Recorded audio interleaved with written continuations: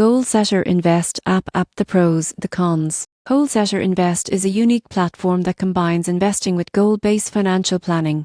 But does it deliver on its promise? Starting with the pros. First, goal-based investing. The app allows users to set specific financial goals like saving for education or a down payment and invest accordingly. Second, educational focus. Goalsetter includes learning tools that teach kids and adults about saving, investing, and financial responsibility. Third, flexibility. Users can invest in fractional shares, making it possible to start small and grow gradually. Now, the cons. One limitation is limited investment variety. While suitable for beginners, advanced investors may want access to more complex assets. Another drawback is fees. Some features require a paid subscription, which can add up for families managing multiple accounts. The surprising truth? Many families overlook the power of early investing. Goalsetter makes it easy to start small, but consistent contributions over time can create significant wealth, even for children. In conclusion,